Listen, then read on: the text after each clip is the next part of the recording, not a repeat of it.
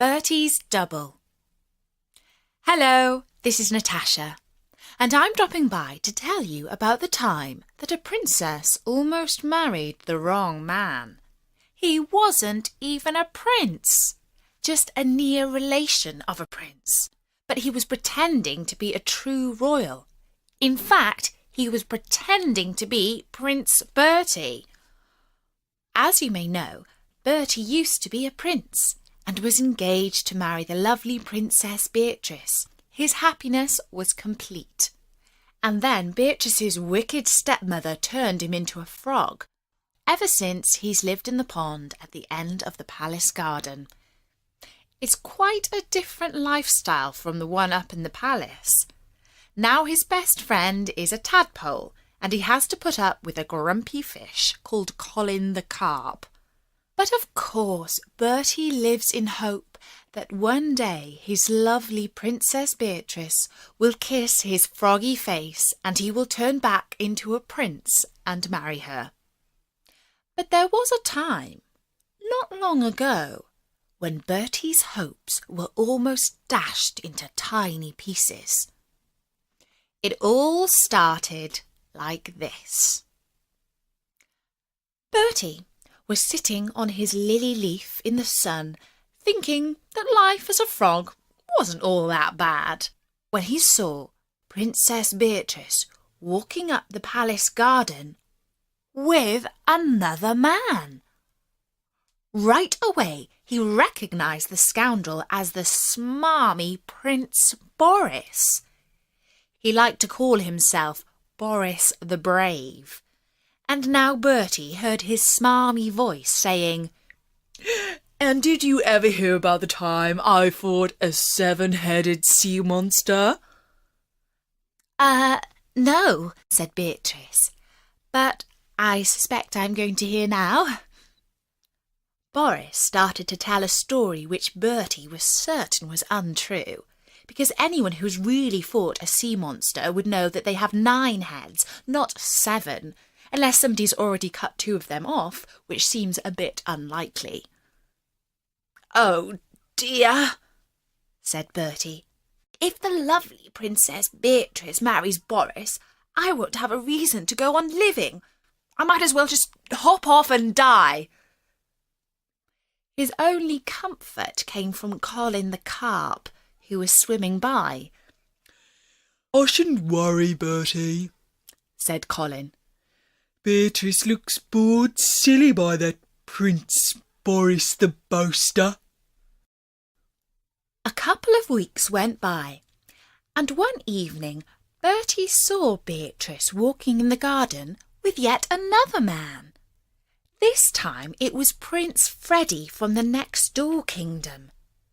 Freddie was terribly brainy at maths, and he had known Beatrice since they were both little. In fact, he used to help Beatrice with her maths homework.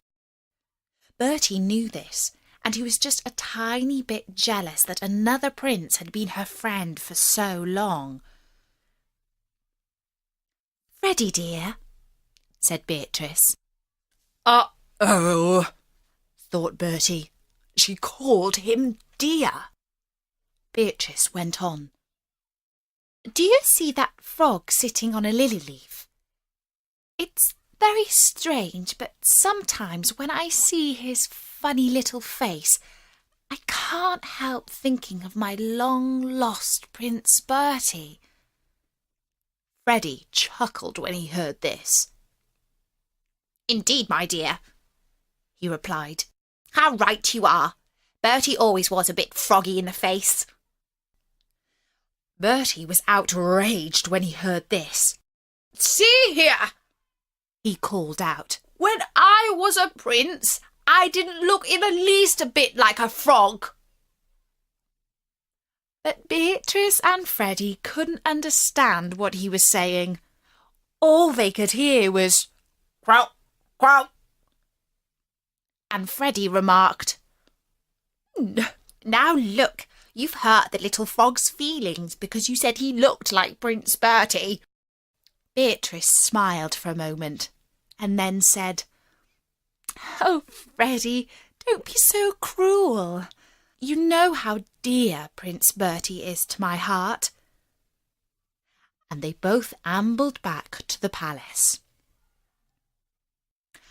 For the next couple of weeks or so, Bertie didn't see any princes stepping out into the gardens with Beatrice, and he stopped worrying about Freddie and Boris. But up in the palace, the wicked queen was plotting a royal wedding for her stepdaughter. As usual, she had her own devious reasons. The king had recently put up taxes, and the royal family was becoming rather unpopular.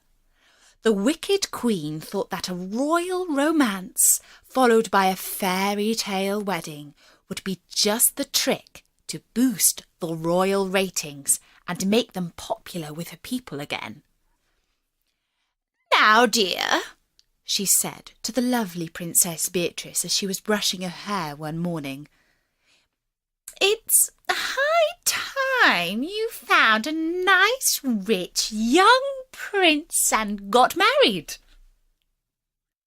"But, Your Majesty," cried Beatrice, "Prince Bertie has disappeared, and nobody knows where he is." "Prince Bertie?" spluttered the Queen.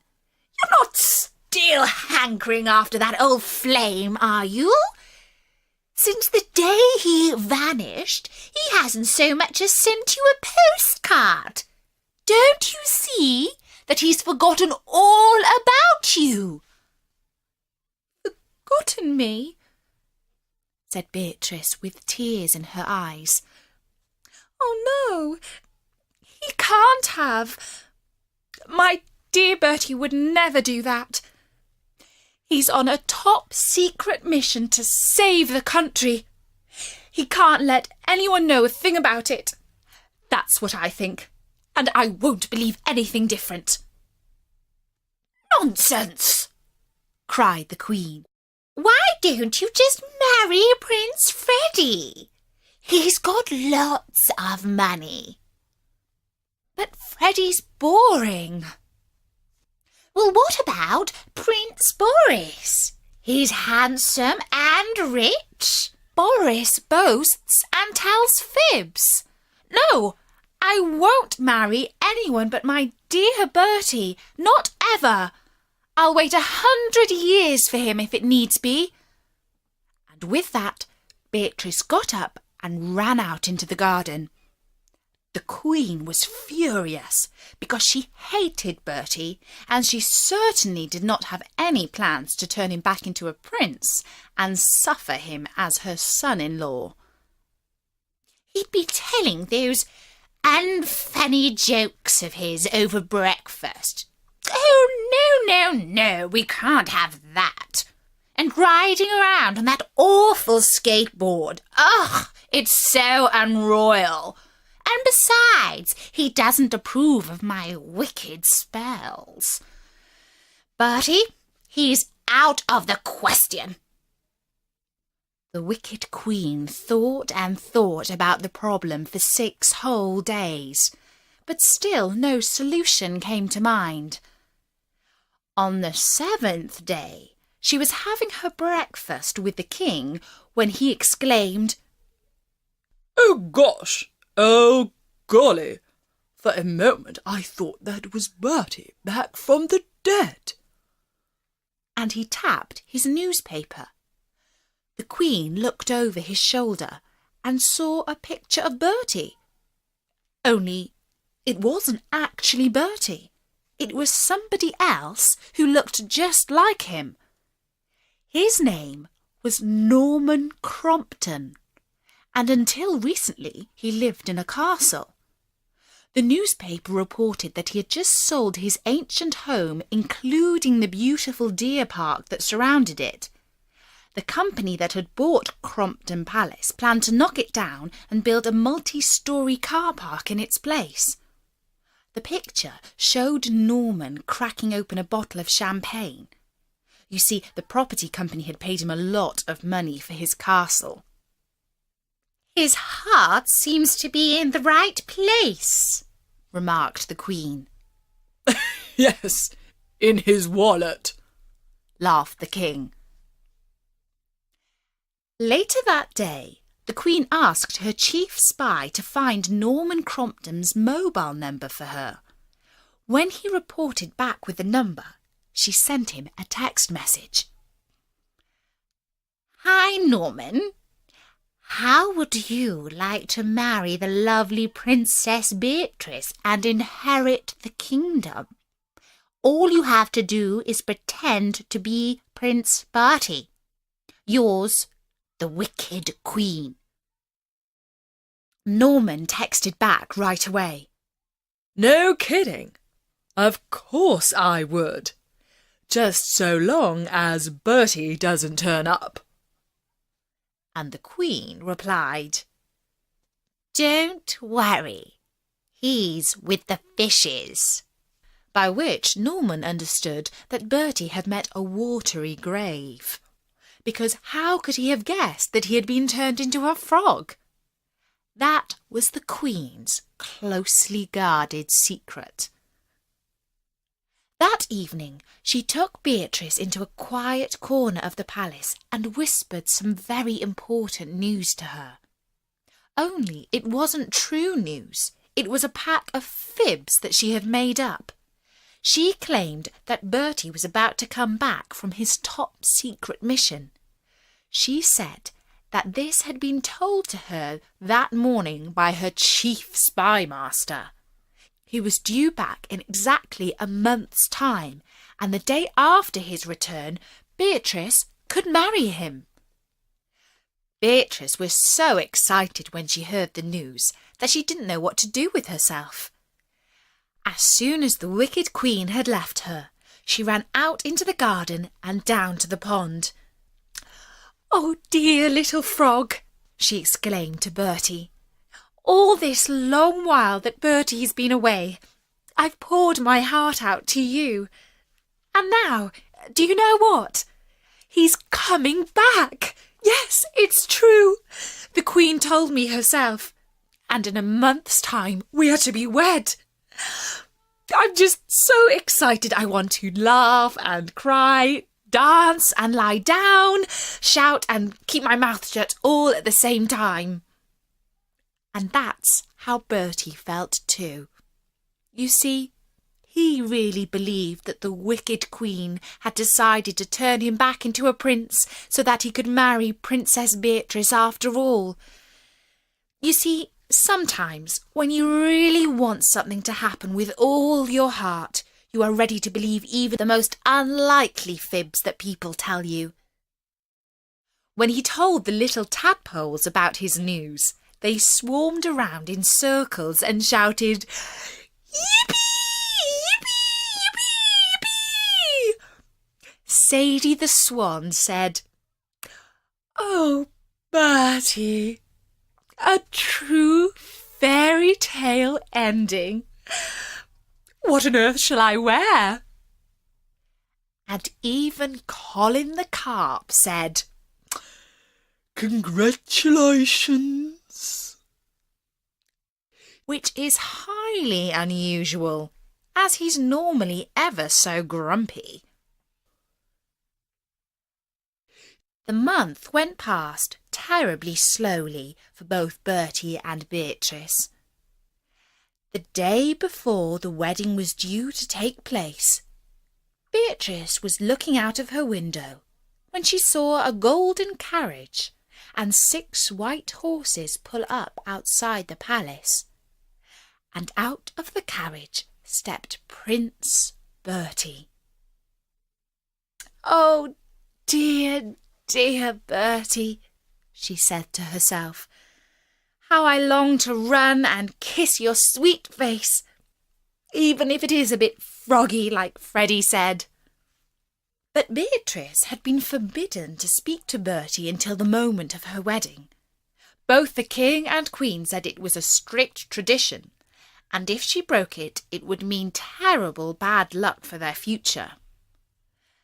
And Bertie also saw the golden coach arrive. And although he couldn't see Norman step out, Elsa, the palace cat, did. She knows all the palace gossip and never misses a thing. She ran straight down to the pond with the news. "Guess what, Pond Life?" she murmured. "The wicked queen has found somebody called Norman who looks just like Prince Bertie. Beatrice is going to marry him tomorrow, and she will never know the difference." "I thought something like that would happen," said Colin. "If the wicked queen went to all the trouble of turning Bertie into a frog, why would she want to turn him back into a prince again? I should think that life up in the palace is much less annoying without Prince Bertie around." But Bertie wasn't listening. He did not know what to do, but he knew he had to do something. So he hitched a lift back up to the palace on Elsa's back, and she took him all the way up to Beatrice's door. She meowed, and the lovely princess let her in. "Oh, Elsa," she said, "you've brought me my lucky frog. He probably wants some water. I'll run a cold bath for him." But Bertie didn't fancy a cold bath. Instead, he hopped onto her dressing table and croaked his heart out. Beatrice was quite puzzled. He had seemed to be glad when she had first spoken about the wedding, and now that her happiness was almost fulfilled, her frog was upset about something.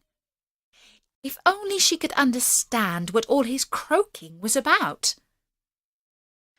That night she could hardly sleep with excitement. In the morning the maids came in and helped her get into her wedding dress, and to make her look her most radiant and lovely for the wedding. One of them took a broom and tried to shoo Bertie out of the room, but Beatrice managed to stop her in time before she really hurt the poor little frog. In fact, when she went down to her carriage, she ordered the maid to bring him to the wedding. "Yuck!" said the maid as she picked him up. Bertie had never felt so low in his life. He felt even sadder than on the day he had been turned into a frog. Here he was, travelling in a golden carriage to his own wedding. Only it wasn't going to be his wedding. He was only going to watch his dear princess marry somebody called Norman, who happened to look rather like him, and all because of the wicked queen. As Beatrice entered the church, the orchestra played "Here Comes the Bride."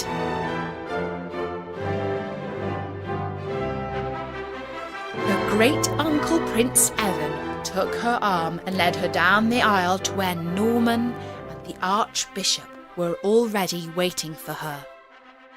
As she stood side by side with Norman in front of the altar, she said ever so softly into his ear, "Darling Bertie, it's so wonderful that you are back.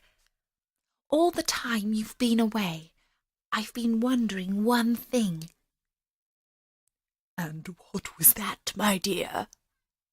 whispered Norman, trying as best as possible to sound like Bertie. And Princess Beatrice whispered, "Why didn't the skeleton go to the party?" "I don't know. Why didn't the skeleton go to the party?" "Don't you know? Because he had no body to go with." "All right then. Which ghost has the best hearing?" "I don't know, my dear. Which ghost has the best hearing?" "Why, it's the eeriest, of course." Just then the Archbishop cleared his throat to get their attention, and he began the ceremony.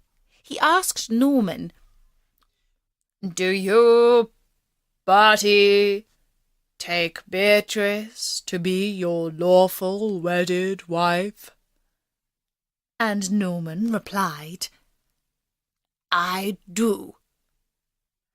And do you, Beatrice, take Bertie to love, honour, and obey?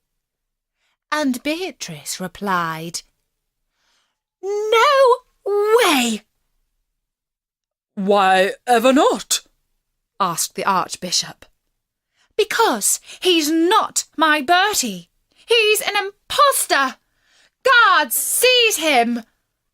The wicked queen jumped up and screamed, Guards, do no such thing. My stepdaughter's gone out of her sweet tiny mind. But the king said, No, guards do seize him. She's right, you know, that isn't Bertie. Whoever he is, he's an impostor. And then, speaking to the queen, he said, You see, my dear, I had an inkling last night over dinner that there was something not quite right with that young man. I couldn't put my finger on it. But now Beatrice has said he's not Bertie, I see that she's spot on. I asked him what he had been up to while he was away, and he replied, Father, I wish I could tell you, but it's a secret. Well, that's pretty strange, because if there was one thing Bertie could never keep, it was a secret. And then later on he only ate one helping of chocolate pudding. That was most unlike himself. I thought he must be off colour, nerves about the big day. But no, now I see that it's because he's not Bertie. And the wicked queen was afraid that her secret would be found out. So she let the guards drag poor Norman off to the palace dungeons. Later he escaped, but only after she turned him into a mouse. When the guards had hauled the impostor out of the cathedral, there was a huge uproar and loads of confusion among the people. The king made a long speech to calm everyone down. In fact, lots of them became very bored and either left or nodded off. While he was doing this, Beatrice spoke to her lucky frog. Dearest little frog, she said, I knew you were trying to tell me something, only I could not quite understand what it was. It was only when I stood side by side with the supposed Prince Bertie that I felt troubled. I sort of felt it wasn't him, and so, to make sure, I asked him 2 of Bertie's favourite riddles. He didn't know the answers, even though Bertie had told them to me thousands of times. Then I knew for sure that he was an impostor. But it was you, dear frog, who first put me on my guard. I'm so grateful I could kiss you. And with those words, she began to raise Bertie, sitting on the palm of her hand, to her lips. Bertie closed his eyes and thought, Yes, the lovely Princess Beatrice is about to kiss me at long last, and I will be turned back into a prince. But unfortunately, the wicked queen saw what was about to happen and... Kapow! She pointed her wand at Bertie and shouted, It's slime! At the very second that Beatrice's lips touched Bertie's head. And that was enough to prevent the kiss working. And poor Bertie didn't turn back into a prince. He remained a frog and had to hop off back to his pond. But that evening he wasn't too sad, because at least he had prevented a lovely princess marrying the wrong person, and there was still a chance that one day he would turn back into the true Bertie and marry his princess. And that was the story of Bertie's double. And don't forget, there are loads more stories on storynori.com. So until next time, from me, Natasha, bye-bye!